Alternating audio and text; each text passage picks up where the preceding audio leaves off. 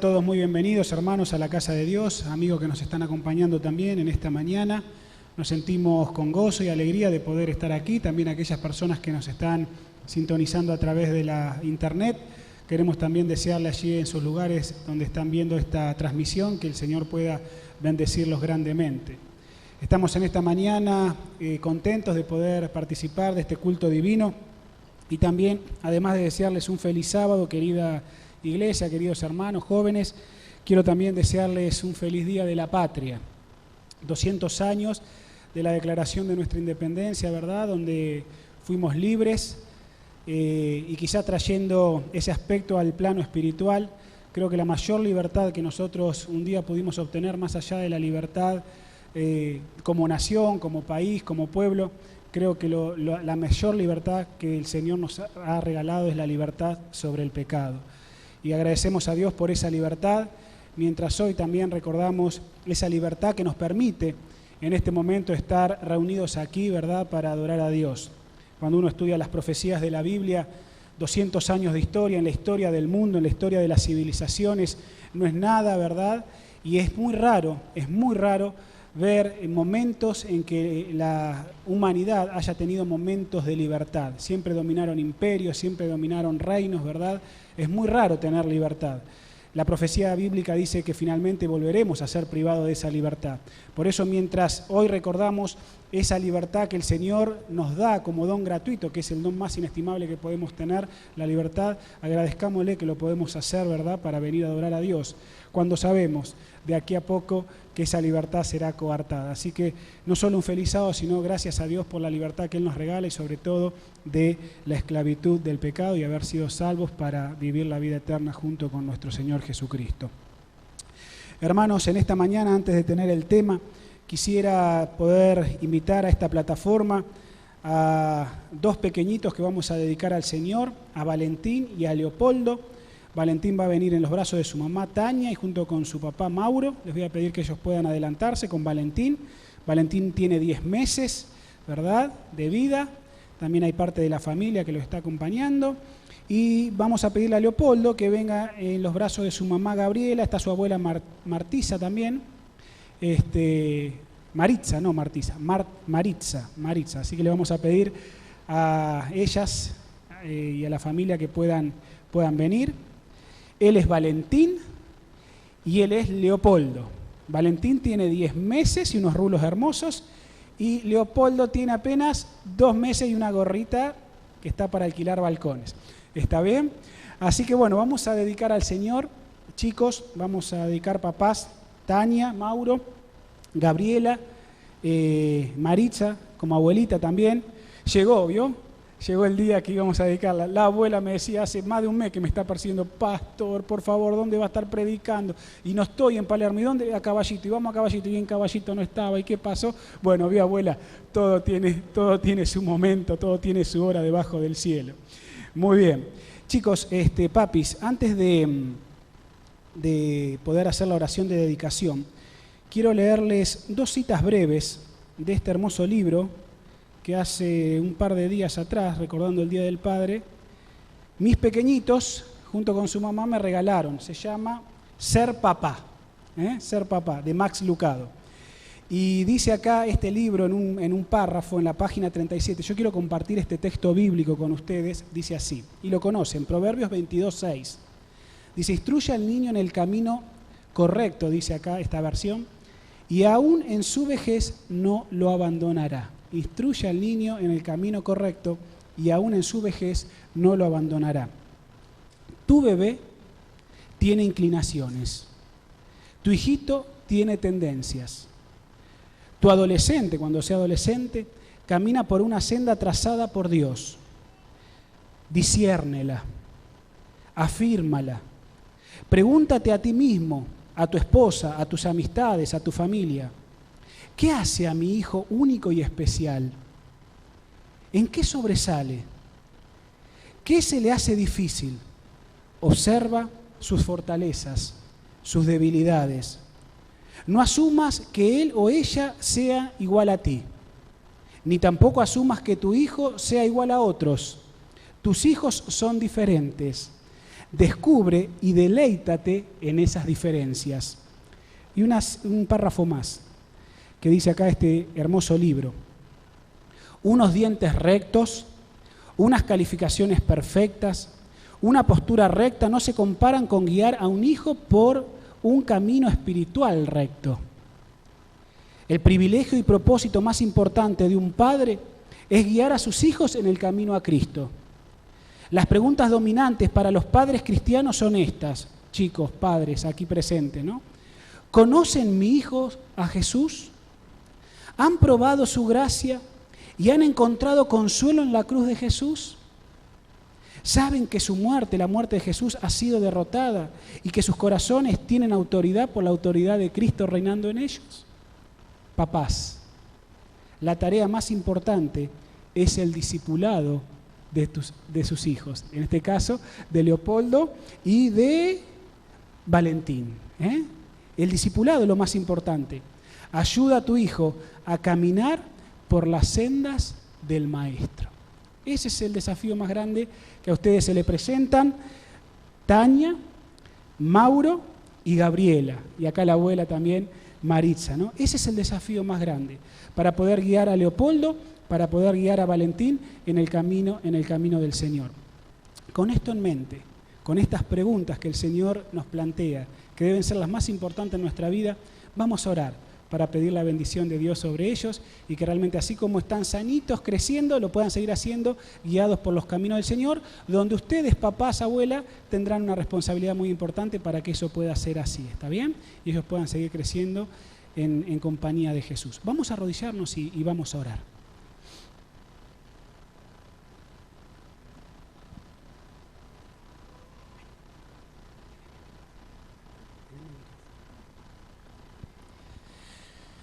Querido Padre que estás en los cielos, gracias te damos, Señor, en esta mañana, el estar con Leopoldo y con Valentín.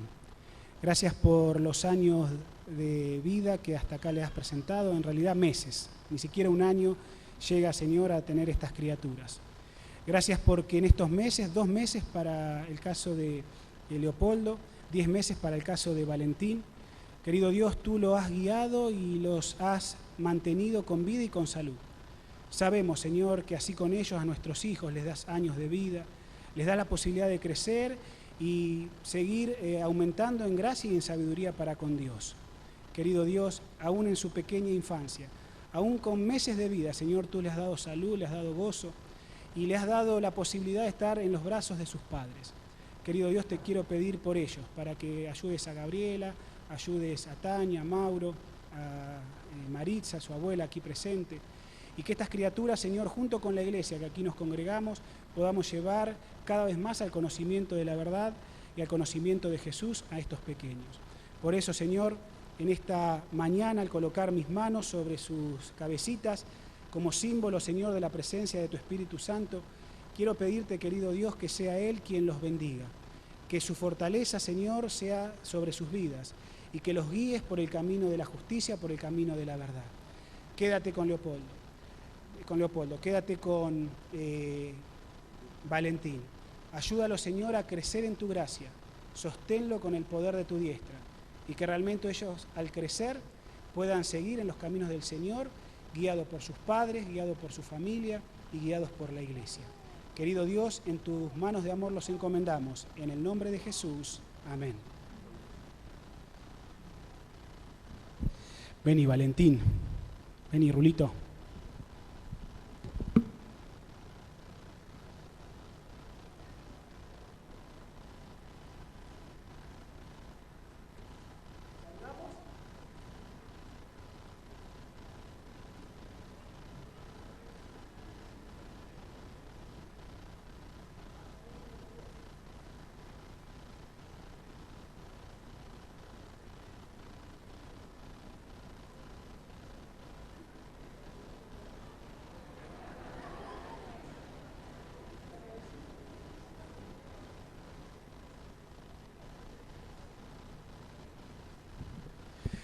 Qué emoción, ya me da ganas de tener más hijos. No, tranquila. Gabriela, que Dios te bendiga, que esas lágrimas de emoción y de alegría te puedan seguir sosteniendo. Mauro, también Tania, junto con Valentín, me sale Vicente, Valentín, puedan seguir también guiándonos en los caminos del Señor. Hermosos rulos tiene este gordito. Chicos, acá les doy los certificados, espero no confundirme. Leopoldo, este es el de Leopoldo, y este es el de Valentín. Valentín nació el 20 de agosto del año 2015. Leopoldo nació el 6 de mayo del 2016, o sea, apenas dos meses. Qué lindo. Bueno, chicos, fue dedicado acá en la iglesia de Palermo el 9 de julio, y ahí está la firma de ustedes, la firma del pastor, para que puedan guardar esto como un tesoro y un recuerdo de este momento. ¿Está bien? Hasta el día que ellos sean grandes y puedan tomar su decisión de bautismo. Guíenlo hacia esa decisión. ¿Está bien? Así que bueno, Gabriela, te doy acá el certificado de Leopoldo, y Tania y Mauro el certificado de Valentín. Querida iglesia, saludamos a los papás, saludamos a estos hermosos chicos. Muy bien, pueden pasar entonces a sus asientos. Vamos entonces a disfrutar del culto y del sermón en esta mañana. Me voy a dirigir al otro púlpito porque vamos ahora sí, les voy a pedir a la gente de allí de audio que pueda apagar la luz de la plataforma. Vamos a estudiar, queridos hermanos, un tema que me parecía importante. Hacía tiempo que estaba tratando de buscar el espacio y el tiempo para poder compartirlo con ustedes. Y valga la redundancia, ustedes han recibido en el boletín el título del sermón de esta mañana, que lleva por referencia, ¿verdad?, 2 destinos, una elección. 2 destinos y una elección. ¿De qué quiero hablar en esta mañana con ustedes, querida iglesia, en los minutos que tengo? Y espero que realmente el tiempo me alcance porque es abarcante, es profundo, pero a su vez nos quiero dejar una lección espiritual con ustedes. Quiero hablar acerca de la muerte. Qué tema, ¿no? Qué tema. ¿Por qué? Y bueno, porque la muerte nos alcanza a todos. Tarde o temprano, si el Señor no viene, la muerte nos alcanza a todos. Y sobre todo, hace un ratito hablaba con un chico, con un joven, Lucas, y hablando así, haciéndome algunas preguntas. Lamentablemente, el tema de la mala interpretación de la muerte ha llevado a conceptos muy distorsionados a la gente para, por ejemplo, desdibujar el carácter de Dios, creer cosas que realmente no son. El tema que como vos concibas la muerte va a traer también un descrédito hacia la Biblia. O sea, hay implicadas bajo la superficie ciertas cosas que son tremendas. Por ejemplo, cómo vos concebís a Dios, cómo concebís la palabra de Dios. Está involucrado en cómo vos concibas el tema de la muerte.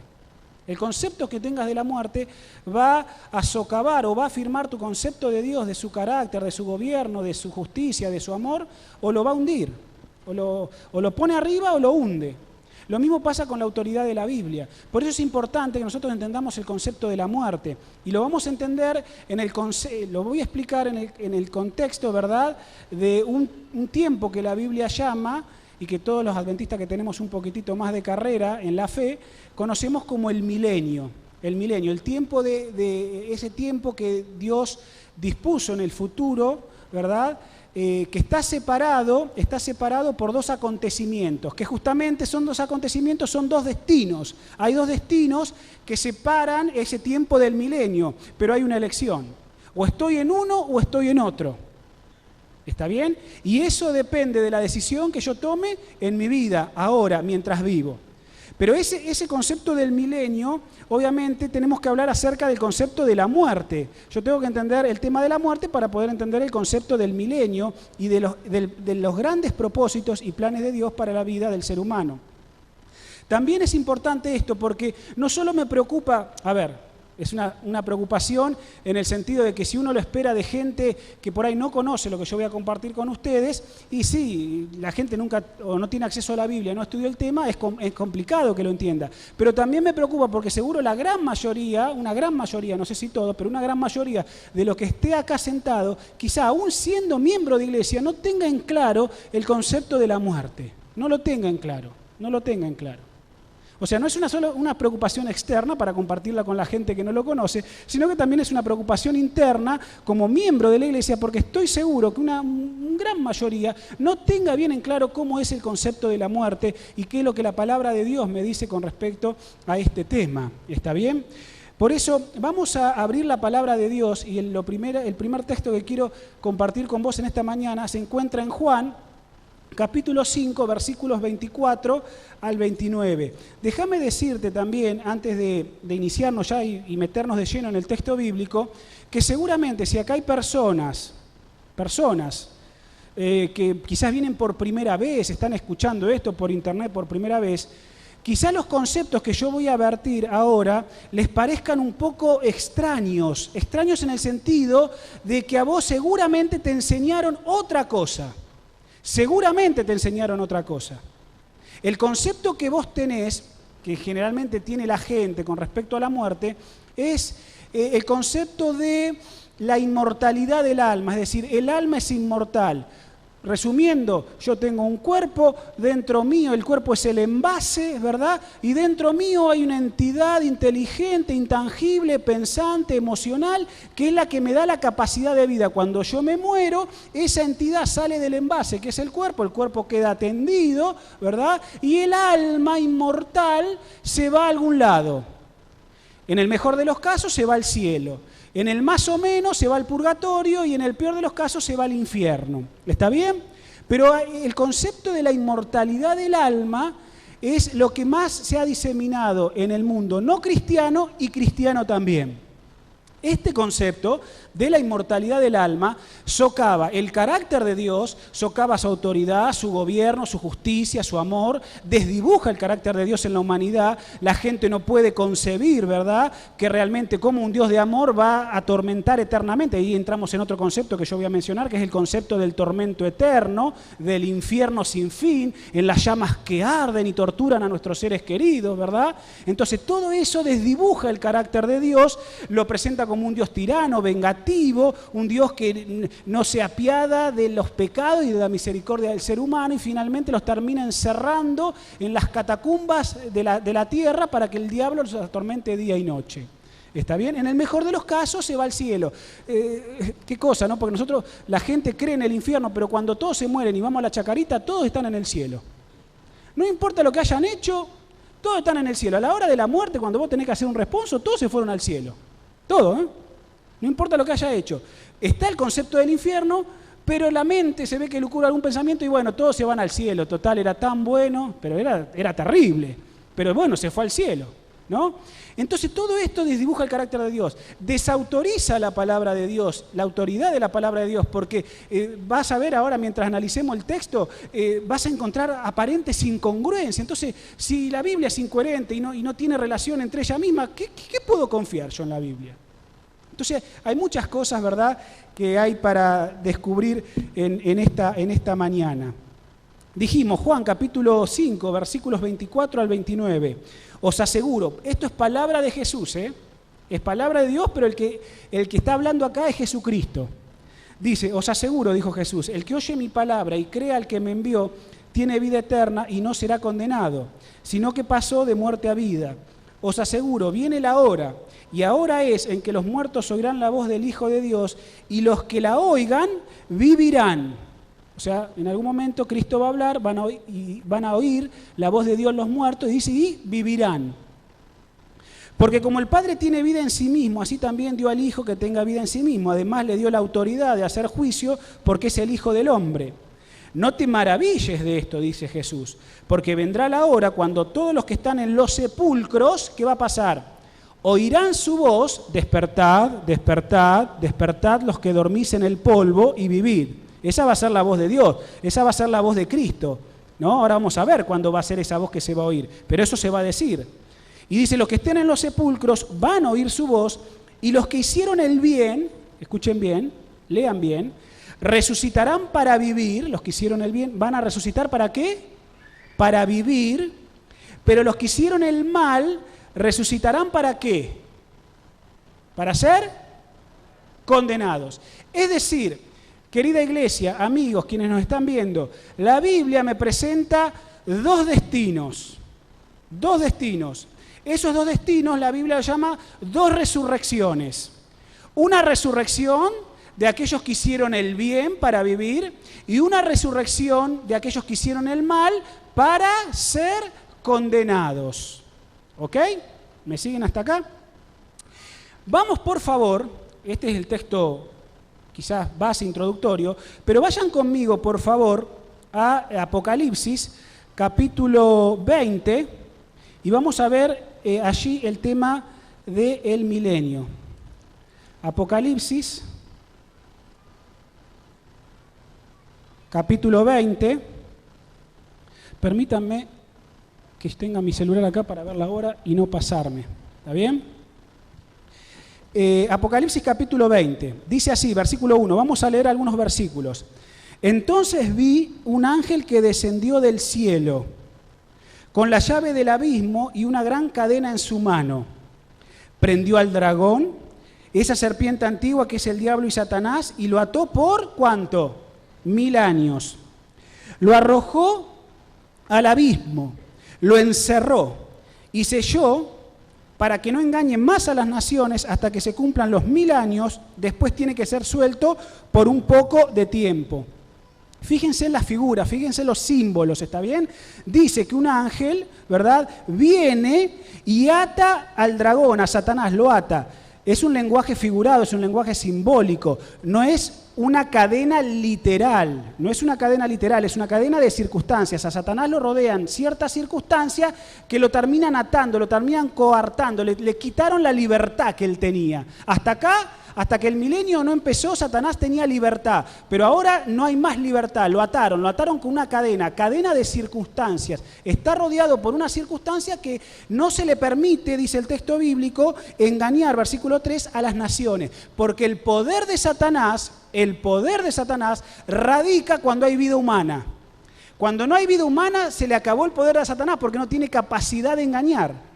Si no hay vida, no hay poder. En este caso, para Satanás, ¿está bien? Dice el versículo 3 que este ángel simbólico lo arroja al abismo. El abismo es la tierra. Y ahí vos te tenés que ir a tiempos precreacionales, ahí a Génesis 1, 1 y 2. En el principio creó Dios los cielos y la tierra estaba desordenada y vacía, y el Espíritu de Dios, dice el texto, se movía sobre la faz del abismo. O sea, la tierra era un caos antes de la creación y el orden en 7 días que el Señor hizo. La Biblia lo llama, es un abismo. El Espíritu de Dios se movía sobre el abismo. No es algo debajo de los pies, no es en el centro de la tierra. El abismo es la tierra, estaba desordenada, era un caos. Y Dios la comienza a ordenar, comienza a crear los animales, comienza a crear las plantas, le pone luz, le pone noche, ¿verdad? Fíjense que cuando el milenio se produce, la tierra vuelve a estar como en tiempos precreacionales, es decir, privada de vida. ¿Me están siguiendo? Ok, sigamos leyendo. Antes de seguir leyendo, nosotros sabemos como adventistas, interpretamos desde el punto de vista de interpretación adventista, ¿verdad?, que creemos que está basado en la Biblia, que el milenio viene después de la segunda venida de Cristo. ¿Es correcto, hermanos adventistas, los que conocen? El milenio viene posterior a la venida de Cristo, es decir, viene la venida de Cristo y a partir de la venida de Cristo comienza el milenio. ¿Sí? Pregunto a la iglesia, ¿por qué? Y los que estuvieron en el primer turno no responden. Si hay alguien del primer turno que se quedó. ¿Está bien? ¿Por qué? A los que vienen frecuentemente al segundo turno. ¿Por qué el milenio empieza después de la venida de Cristo, de la segunda venida de Cristo? Dame un fundamento bíblico, interpretativo, para decirme vos por qué el milenio comienza inmediatamente después de que Cristo viene por segunda vez en gloria y majestad a buscar a los escogidos. ¿Por qué? ¿Qué fundamento bíblico vos tenés? No me mandes a 1 Tesalonicenses capítulo 4, versículos 13 al 18, porque no tiene ningún fundamento bíblico eso, para decir que el milenio empieza ahí. Hermano, no queremos que ignoréis acerca de los que duermen, porque si vos creés que Jesús murió y resucitó, Dios traerá con él a los que durmieron, porque con voz de mando, con voz de arcángel, con trompeta de Dios, y los muertos en Cristo resucitarán primero. Luego nosotros, los que vivimos, los que hayamos quedado, vamos a ser arrebatados junto con ellos en la nube para vivir siempre con el Señor. Por tanto, consuélense ambos, todos con estas palabras. Ahí no te dice que después de la venida de Cristo viene el milenio. Te dice que a la venida de Cristo van a resucitar los justos. Cri, cri, cri, cri. ¿Por qué el milenio, hermano adventista, empieza después de la venida de Cristo. ¿Qué fundamento bíblico vos tenés para sostener eso? Te lo van a preguntar alguna vez, ¿eh? Te lo van a preguntar. Tenés que saberlo. No me voy a extender en el tiempo. Apocalipsis 20 está precedido por Apocalipsis 19. ¿Está bien?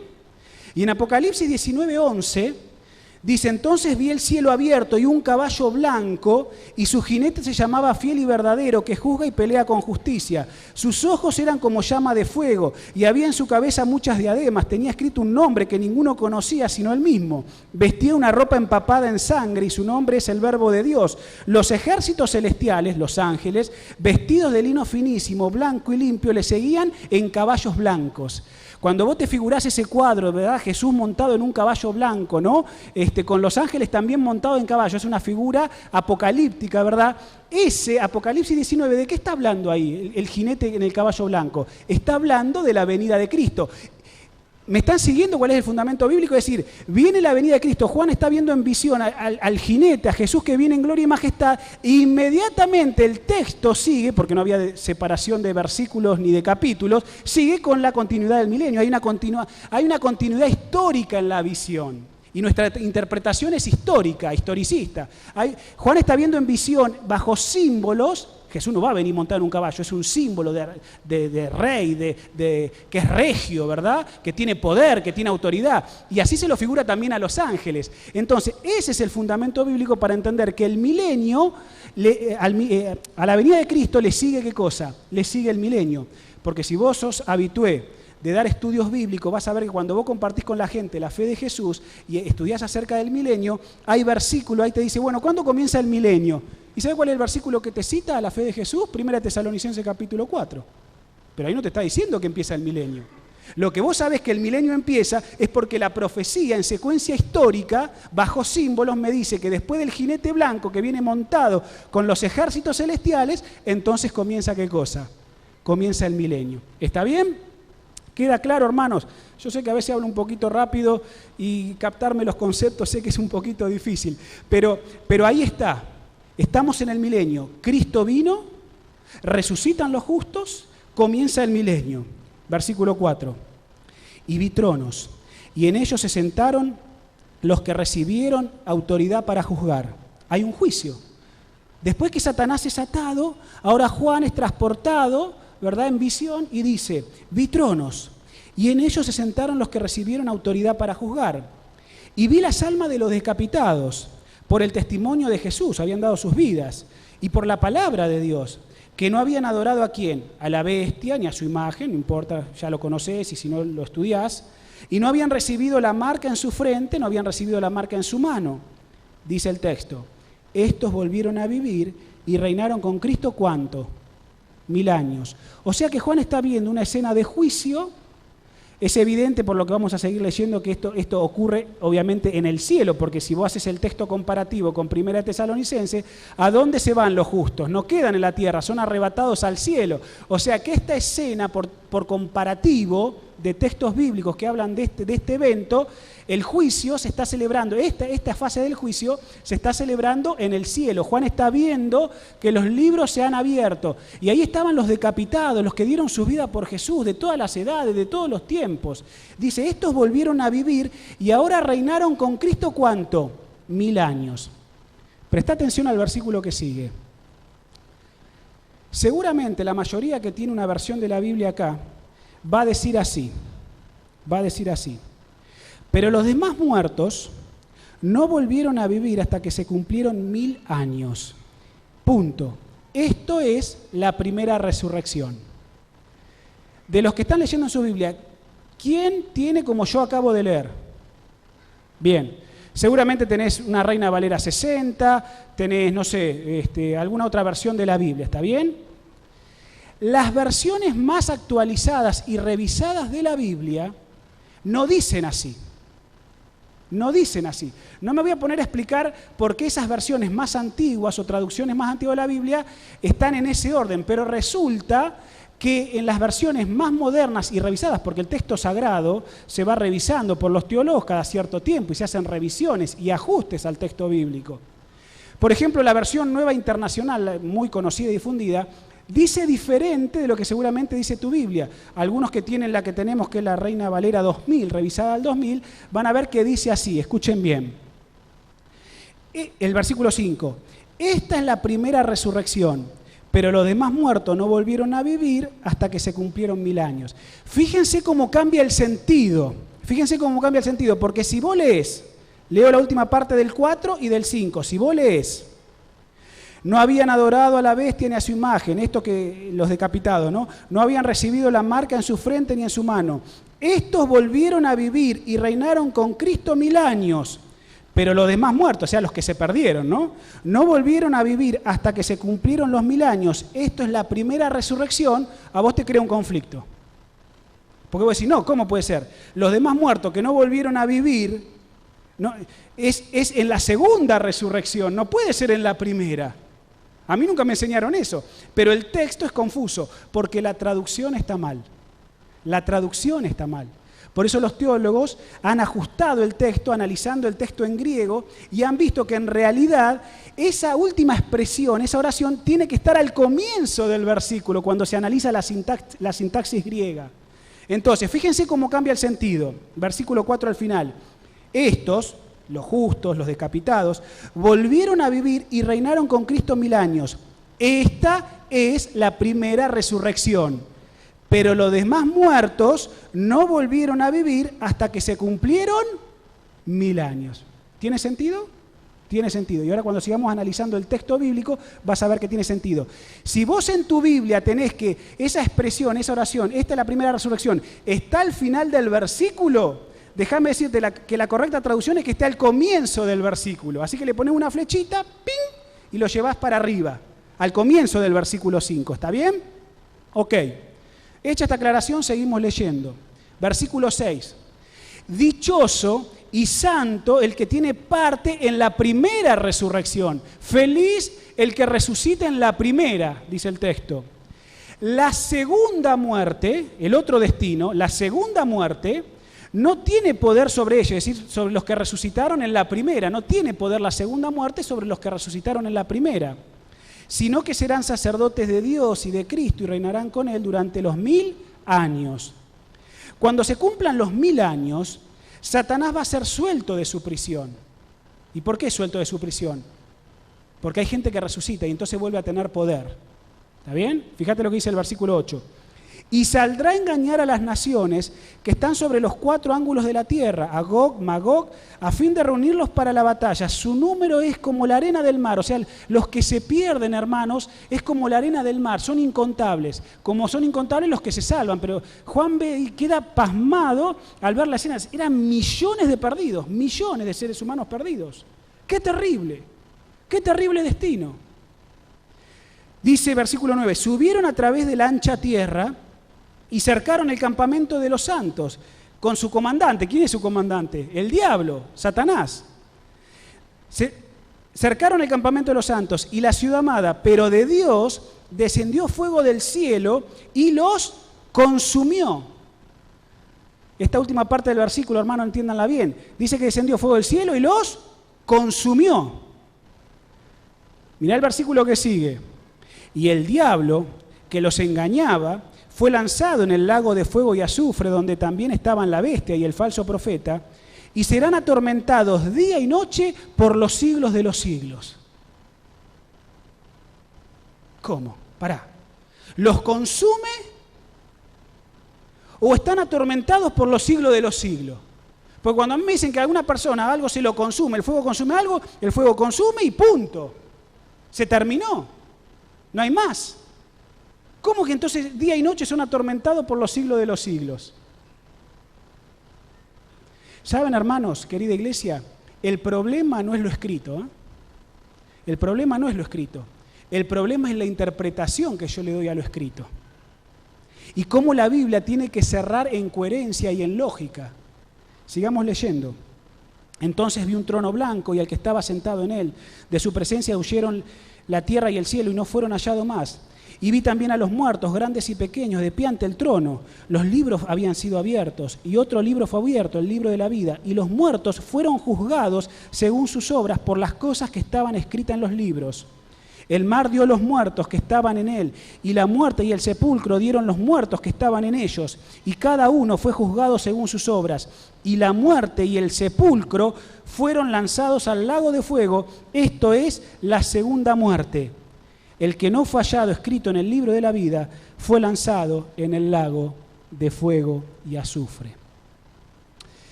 Para poder explicar esto secuencialmente, históricamente, porque son cosas y son eventos que van a ocurrir en un futuro inmediato después de que Jesús venga, yo quiero compartir con ustedes, hermanos, quizás rápidamente, nosotros para entender este gran misterio de Dios, esto que Dios tiene que hacer, esta obra extraña, tenemos que entender, y ahí entra el concepto de la muerte, tenemos que entender la vida, tenemos que entender la muerte. Entonces yo los quiero llevar por un ratito, ¿verdad?, a que conozcamos, algunos ya la conocen más, otros la van a profundizar, a que conozcamos la fórmula de la vida. Si vos te remitís a Génesis capítulo 2, versículo 7, vas a ver que la palabra de Dios dice allí que Dios formó al hombre del polvo de la tierra, dice la palabra de Dios, y sopló en su nariz aliento de vida o espíritu de vida, y fue el hombre un ser viviente. ¿Te acordás de ese texto bíblico? Sencillo, pero profundo, para entender la fórmula de la vida. Es decir, Dios toma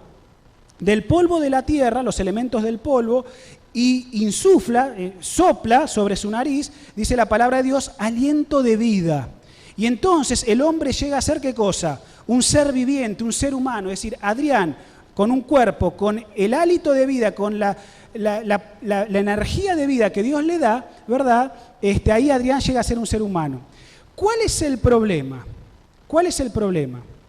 El problema está que la mayoría de la gente cree, ¿verdad?, cree en el concepto del alma inmortal, y este aspecto, el aliento de vida que Dios le dio al ser humano para que pueda vivir, creen que esto es el alma inmortal. ¿Vieron? Esto es una ecuación, 1 más 1, 2. Acá es polvo más aliento de vida, igual ser humano.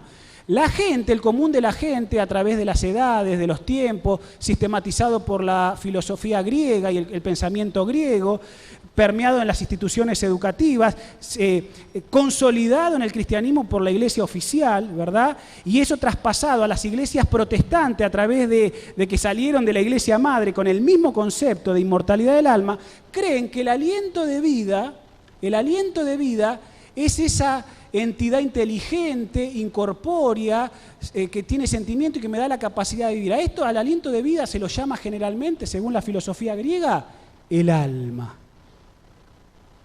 Eso es el alma. Tu cuerpo muere y tu alma se desprende de vos. ¿Está bien? Vamos a ver que en realidad este aliento de vida nada tiene que ver con ese concepto que nos han enseñado a través de diferentes sistemas. El polvo, en definitiva, es el cuerpo, porque somos polvo.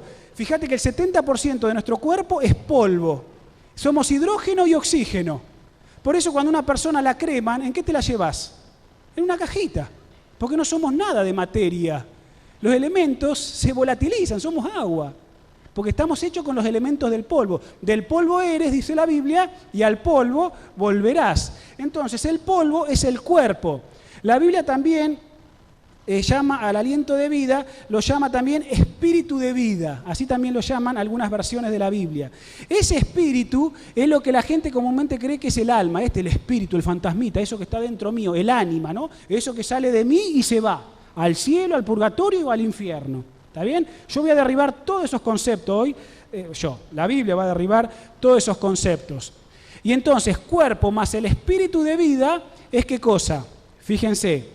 Dicen algunas versiones de la Biblia más antigua, alma viviente. Y lo pongo entre comillas, porque el concepto de alma viviente es, si vos entendés que esto está hablando de un ser humano o está hablando de una persona, no está hablando de un alma inmortal, por eso está entre comillas. Pero algunas traducciones, bien, si vos tomás bien el concepto, en vez de traducir ser humano, persona, o como quieras llamar a esto, lo traducen alma viviente. Alma viviente. ¿Está bien? Sigo. Palabras claves. La primera palabra clave es neyamá. que en hebreo significa aliento de vida, energía de vida, principio vitalizador, vitalidad. Segunda palabra clave es ruach, con su equivalente griego neuma, de ahí viene la palabra neumático, aire, todo lo que tiene que ver con el viento y el aire, ¿no? Aliento, el aliento, viento, aire, respiración. Eso es ruach o neuma en griego, ¿está bien? Palabras claves. La otra palabra es nefesh, en hebreo oxigé, ¿verdad? En el griego su equivalente que significa vida, alma, entre comillas, ser humano, ser viviente. ¿Está bien? Vamos a ponerlos en orden en la ecuación. ¿Dónde está cada uno? ¿Ok? La fórmula de la vida, fíjense, Génesis 2:7. Polvo más neshama en hebreo, polvo más neshama, ¿es qué cosa? Es nefesh. Si vos te acordás los significados que dije en la diapositiva anterior, que fue un poco rápido, ¿está bien? Neshama es aliento de vida, nefesh es vida, es ser humano. Eso es en hebreo. En Eclesiastés 12:7, si vos te acordás, Eclesiastés 12:7 dice, el polvo vuelve a la tierra y el espíritu vuelve a Dios que lo dio. En Eclesiastés 12:7 no se utiliza la palabra neshama para hablar del espíritu de vida, para hablar del aliento de vida. Se utiliza su equivalente porque son sinónimas. Y es la palabra que va a aparecer en pantalla, ruach. No se utiliza neshama, se utiliza ruach, que es aire, respiración, aliento. ¿Está bien? Entonces, polvo más ruach, nefesh.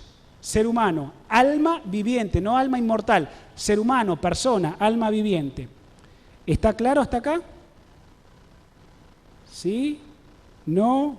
Más o menos. Tenés que digerirlo. Tenés que digerirlo. Fíjense. Neshama y ruach, neshama como en el sentido de esta acepción, este significado, ¿no? Neshama es en hebreo energía vital, poder vitalizador de Dios. Ruach podría ser viento, aire, respiración. En ningún significado que vos encuentres de ruach o neshama, que son palabras equivalentes, en ningún caso la Biblia dice que es una entidad inteligente, incorpórea, que tiene sentimientos y que se desprende del cuerpo y que puede vivir fuera de él. En ningún caso que vos encuentres en el Antiguo Testamento estas dos palabras tiene ese significado, jamás, sino que significa principio vitalizador, significa respiración. Querida iglesia, queridos hermanos, queridos amigos, cuando Dios formó a Adán con todo su cuerpo bellísimo, todas sus terminaciones nerviosas, su piel, sus ojos, lo que hizo Dios fue esto: insufló neshama, aliento de vida. Ese no es ninguna entidad inteligente que se metió por las fosas nasales de Adán. No lo llenó. Lo único que hizo Dios fue soplar aire en su nariz y Adán comenzó el proceso de la vida a través de que se llenaron sus pulmones de aire y comenzó a respirar. Esa chispa de vida, dicen los hebreos, es neshama, pero no es inteligente, no es consciente, simplemente es energía de vida, energía divina, pero no es consciente, es energía. Yo acá tengo una cita que dice así: cuando a la forma inerte del hombre, se le comunicó este divino aliento de vida, neshama, el hombre se convirtió en un ser viviente, es decir, en un nefesh. Neshama y ruach significan lo mismo: cuerpo más respiración. ¿Querés ponerlo en palabras sencillas? Por el poder de Dios, entonces ser humano. Porque si a vos te tapan la boca, ahora te tapan la boca 3 minutos y la nariz, en 3 minutos morís.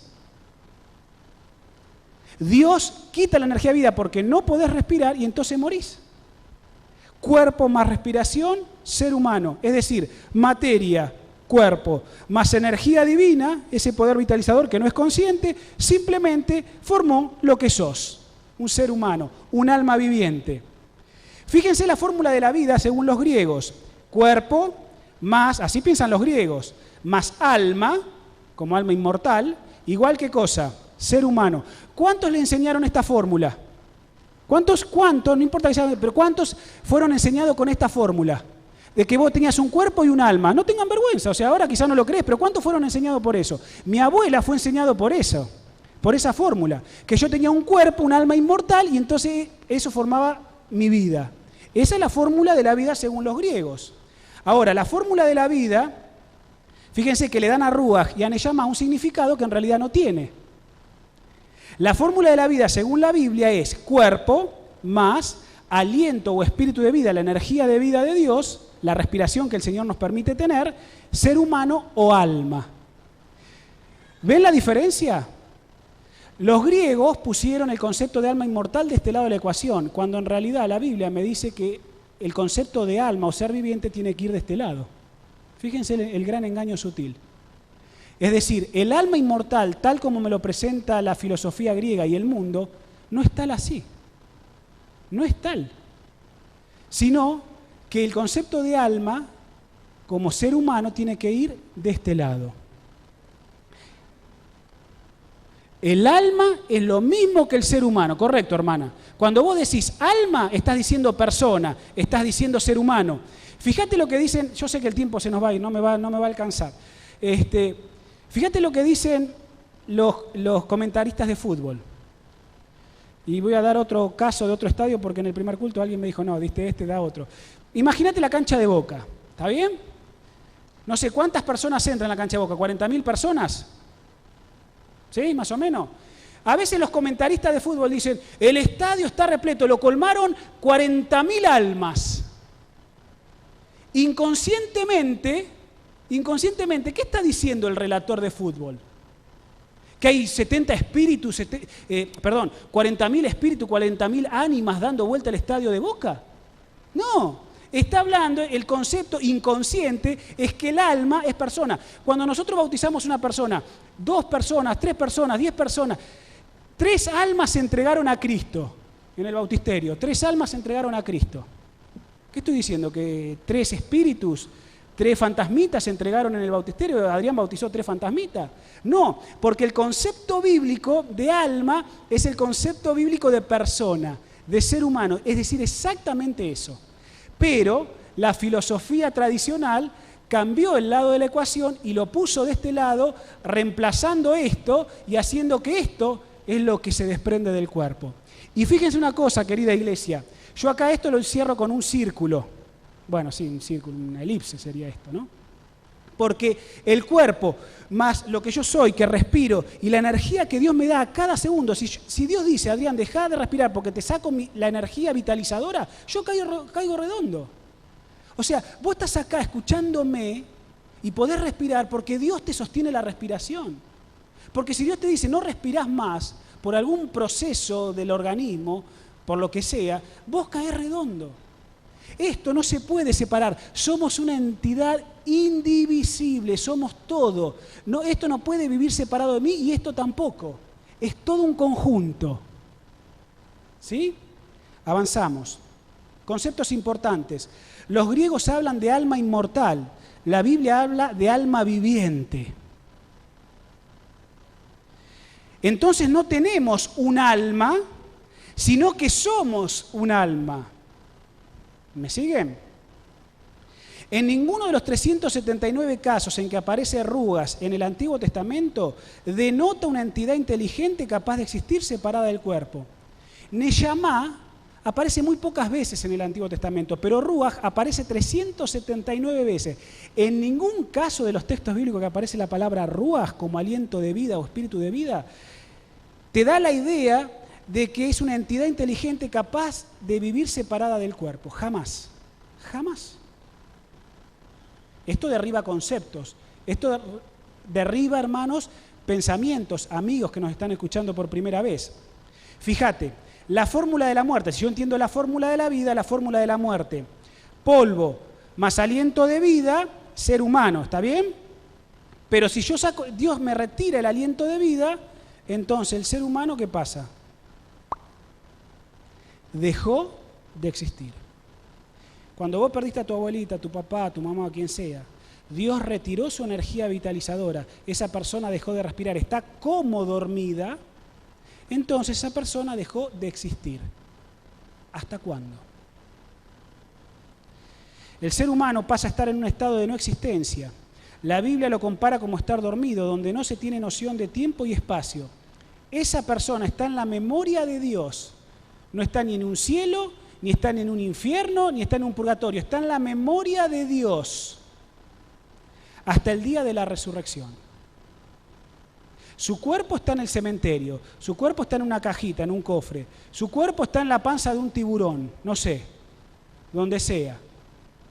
Pero está en la memoria de Dios, y si estás en la memoria de Dios estás guardado. ¿Está bien? Hasta el día en que venga la resurrección. El credo apostólico dice: creo en Dios Padre Todopoderoso, Creador del cielo y la tierra, creo en Jesucristo, su único Hijo, nuestro Señor, que fue concebido por obra y gracia del Espíritu Santo, nació de Santa María Virgen, padeció bajo el poder de Poncio Pilato, fue crucificado, fue muerto y sepultado. ¿Descendió a dónde? A los infiernos. Al tercer día resucitó de entre los muertos, subió al cielo y está sentado a la diestra de Dios Padre.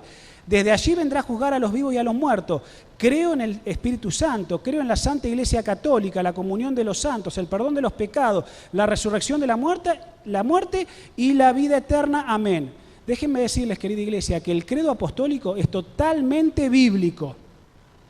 100% bíblico. 100%. Todo lo que está escrito ahí es bíblico. Y una persona se me acercó al terminar el primer sermón y me dijo: ¿pero cómo, pastor? ¿Cómo que creo en la Iglesia Católica? ¿Sí? Creo en la Santa Iglesia Católica. Porque este credo apostólico era la confesión de fe de los primeros cristianos del siglo I. Que la Iglesia romana haya tomado el concepto de católico para sí es otra cosa.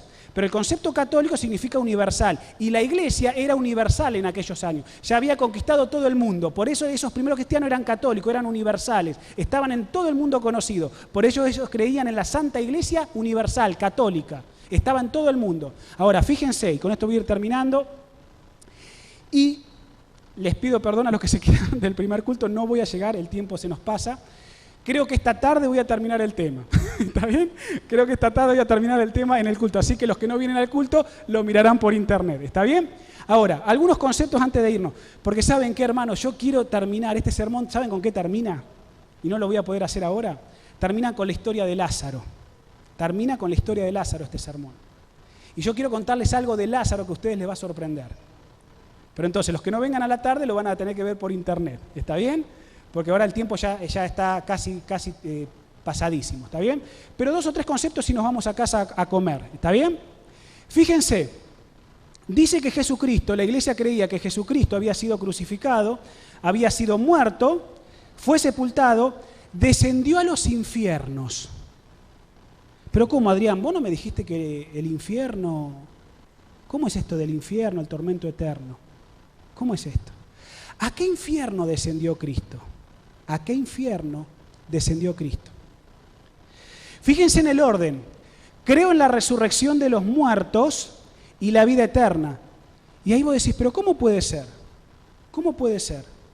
Porque este es el orden. Primero está la resurrección de los muertos, y el credo es bíblico. Primero está la resurrección de los muertos y después viene la vida eterna. Entonces, ¿cómo puede ser que la gente crea que cuando la persona se murió ya está gozando la vida eterna? No es así. No es así. El orden es: creo en la resurrección de los muertos. Primero está la resurrección de los muertos, después la vida eterna. Es decir, que cualquier persona que haya muerto en este planeta, salvo los que dice la Biblia que ya están en el cielo, que son algunos, el resto no está gozando de la vida eterna. Todos los seres amados están en su sepulcro. No te están tocando el arpa, no te están mirando, no te están consolando, no están en ningún lado. Están en los sepulcros, porque el orden es primero la resurrección de los muertos y después la vida eterna. Eso es lo que enseña la Biblia. Eso es lo que enseña la Biblia. Esto para estudiar con la gente es fabuloso. El credo apostólico es fabuloso.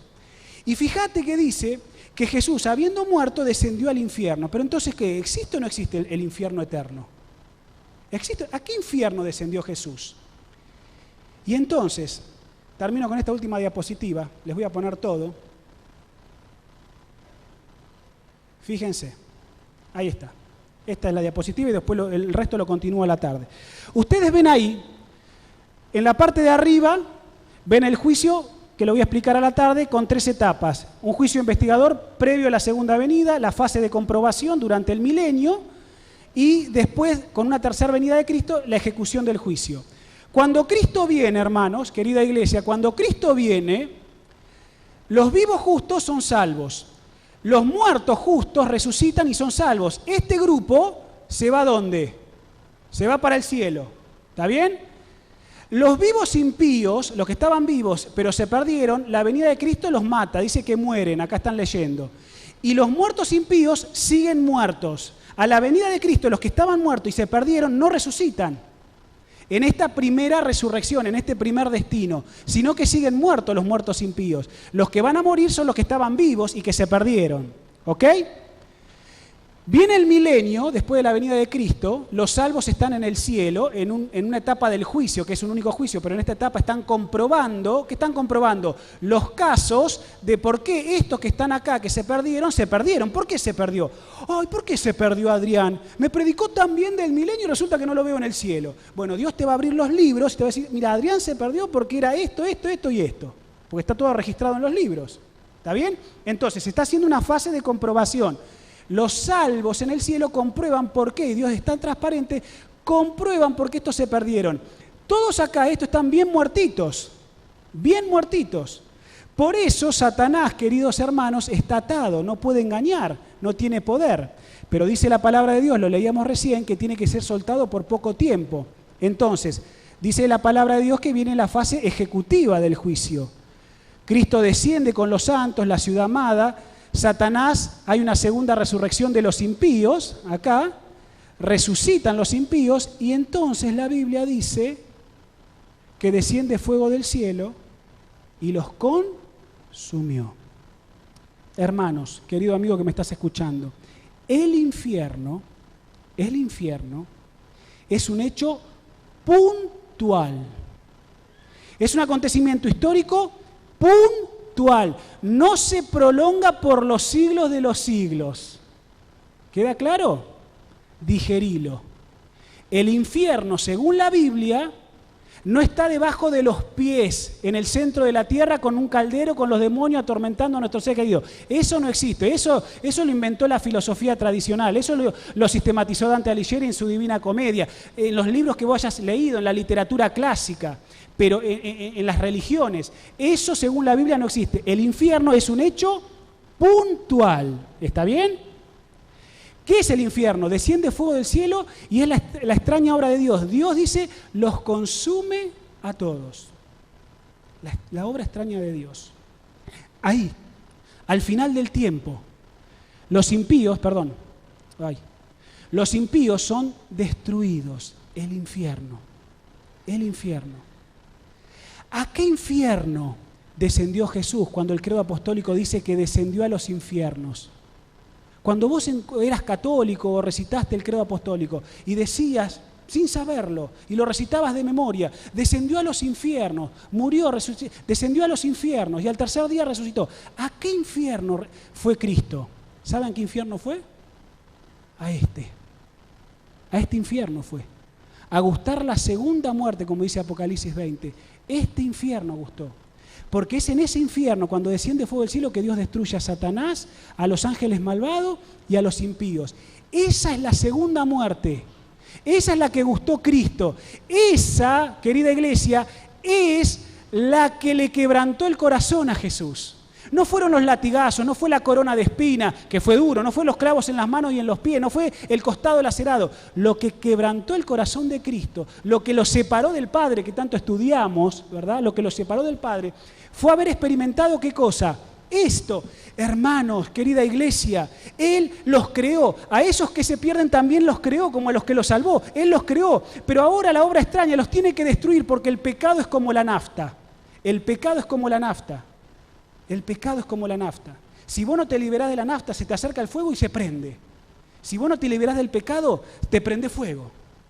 Te prende fuego. Dios no lo quiere hacer. Dios sufre por eso la Biblia lo llama la obra extraña de Dios. Pero ahí está, Dios erradicando el pecado para siempre. Por eso, para irnos a casa, ¿a qué infierno descendió Jesús? A ese.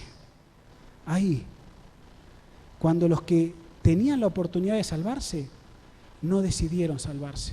Juan lo ve en visión y dice, eran como la arena del mar. A ese infierno descendió Jesús. Querida iglesia, hermanos, ¿cuánto tenemos para agradecerle a Jesús? Porque hay dos destinos. Una primera resurrección, bienaventurado el que resucite en esta. La segunda muerte, después de la segunda resurrección, no tiene potestad sobre ello. Dos destinos, una elección. Dos destinos, una elección. Y vivimos en tiempos de libertad. Y Dios nos quiere libertar del pecado, para que allá, al final de todo, el fuego del infierno no nos alcance. Pero vos no tenés que temer a Dios por eso. Tenés que amar y temer a Dios porque Él te salvó. Eso es lo importante. Este sermón no terminó. Yo a la tarde voy a terminar con la historia de Lázaro. Porque ahí vas a descubrir todavía aún más el tremendo amor que Dios nos tiene. Pero qué bueno es conocer esto. Porque hay dos destinos, pero hay una elección. ¿A cuál vamos a decidir pertenecer? Que el Señor te bendiga. Es mi deseo, es mi oración. No te tortures más con las cosas que realmente no existen. Nuestros seres amados están descansando en paz, no sufren, hasta el día en que el Señor venga a buscarnos y nos lleve con Él a la patria celestial. ¿Está bien? Espero haber sido claro. Que el Señor los bendiga, que el Señor los cuide y Dios mediante, nos vemos a la tarde o vos lo ves por internet.